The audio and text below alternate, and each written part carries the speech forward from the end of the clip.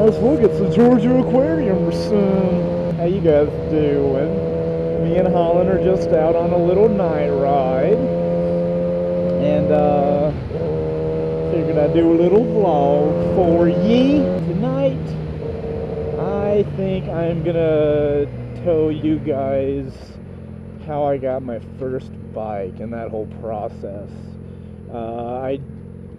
I don't know how many of you guys know, but I used to have a channel called Chasing 3D, and there will be an annotation on the screen that you can click if you want to go and check out that channel.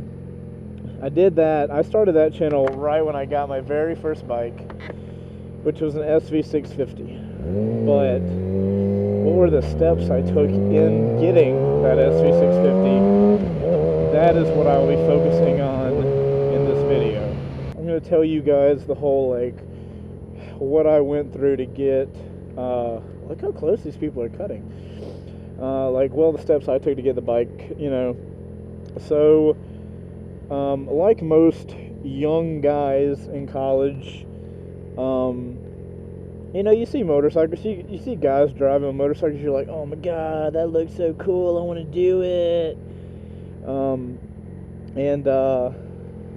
I was in college and I didn't have a job at the time. I was just, doing the whole school thing. So I didn't have any money to buy a bike. And I was lucky enough to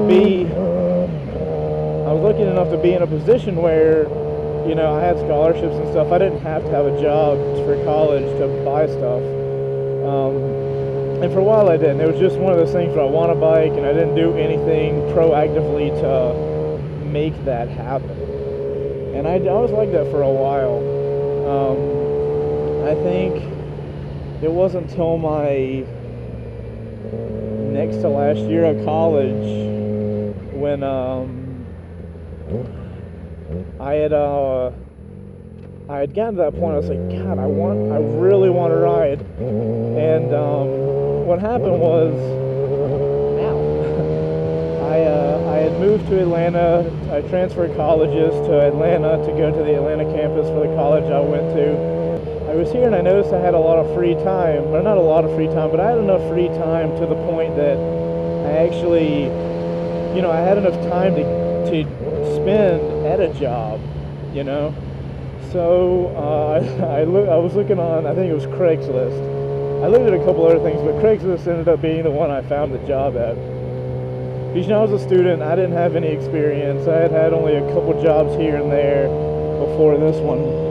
And I go to Craigslist and I look for a lot of computer stuff because I'm good at computers or whatever. And I didn't end up finding anything that panned out, which sucked. But I did end up coming across this new restaurant that was opening up at the time. And I was like, restaurant job, anybody can do that, right? I can research stuff online and find some info on how to wait tables. That's got to be the student thing to do.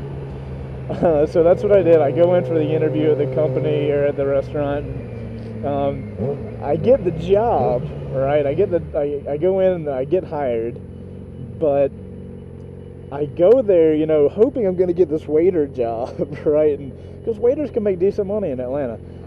Because this is a relatively nice restaurant, and I go in there like, so what position are you going for? And I'm like, well, I mean, server, I guess, but I'll take anything. At that point, I was just like, I just want a job to make some cash to buy a bike. And I get a job, but gosh, there's behind me. I get the job, but it's not for a waiter, it's for a food runner. And I don't know if you guys are familiar with the positions in a restaurant, but food runner is basically the dude that brings you your food. Like, the waiter takes your order and everything, and then the food runner brings you the food that you order. And that was my job. And I had never had any restaurant experience, so they didn't give me the waiting position off the bat.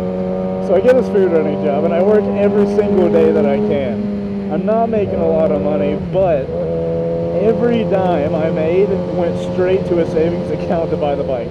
I didn't buy anything, which is very hard for a guy that likes computers. I could have easily upgraded the computer setup, But I chose to I saved every single dime. I was like hell bent on getting this motorcycle. So it took a while. It took a decent while because, you know, like I said, I wasn't making a lot of money, and I knew I needed about $5,000. I was going to get a cheaper bike. I wasn't even sure what bike I was going to get. I haven't even taken the MSF course yet. So I save up this money that I think's almost enough, and it ended up only being like $4,000. And I go and I take the MSF course, which like drained, I think like maybe $300. I'm not sure how much it cost. It was something around that. That drains $2,000 or $3,000, or $200 or $300. So then I also had to get gloves and boots. Actually, I'm wearing the same pair of boots, and I needed these for the MSF course. Like, to do the MSF course, you need a pair of boots and a pair of gloves, and all you you had to wear a jacket and what else? You had to wear a jacket and long sleeve shirt, and they wouldn't supply any of your clothing. Obviously, all they would give you is a helmet. So anyway, I end up buying a pair of shitty Alpine Star gloves. They were actually so shitty that I have not bought a pair of Alpine Star gloves since. So I end up having to buy, I figured if I'm going to buy boots, because I didn't have any like work boots, so I had to buy my little Alpine Star boots that I have on. I figured I'd go ahead and buy a nice pair of boots, and so I buy those. I do this MSF course, and so at this point I've got about like 38, probably less than that, 3,500, let's say, of my money that I had saved up. I've got 3,500 left, which if any of you guys have shopped for a motorcycle, is not a lot of money to work with. So I've got 3,500 bucks. I do the MSF course with the intention of having to work a little longer to have enough money for, you know, I planned on having to work a little longer to have enough money for the bike. Well, after that MSF course, and keep in mind, when I took the MSF course, I had never been on a motorcycle. No dirt bike, no street bike, nothing. So I take this MSF course, I get done, and the first thing I did was like, I think I called my mom, and I was like, Mom, I just got done with my course, I passed it. I know I was planning on working a little longer, but I have to have a bike now. Like, my brain will not work if I don't have a bike right now. So I talked with my mom, and we figured out, say, okay, well, we'll ask your grandma, see if she'll like give you money, or I'll get a loan from a bank for like, you know, $1,000 or so, which is ridiculous. I talked to my grandma, and I'm like, look, I know you don't want me riding because you think it's dangerous, but I'm telling you, I have to have the bike.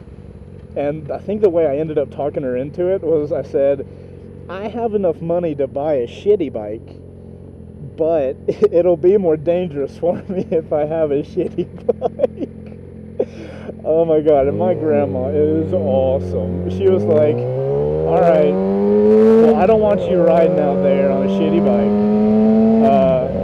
She ends up giving me the money. I go to like the local, or not the local really, but the biggest used bike dealer around Atlanta, which is a big ass factory full of used bikes. I go there with this, I had no bike in mind. I was looking to look for a Ninja 250, but they were all too expensive. And I end up finding this yellow 2005 SV650. And I'm like, I mean, I can afford that. Okay, that works. And a week later, I started the Chasing 3D channel. Take the bike home in a freaking U-Haul truck, and that was it, man. That's all she wrote. And then that catches you up to the Chasing 3D channel. Everything else happens on there. But that's how I started riding, guys. That's how I got my first bike, and that's the story, if you're interested. I appreciate you guys watching all the videos. Oh my goodness. I'm gonna go enjoy this nice cool weather in Atlanta, and I will catch you guys. Oh, that's a sketchy move, car. And I will catch you guys on my next video, which it might have to be on Jackie because Holland's getting all the attention lately. So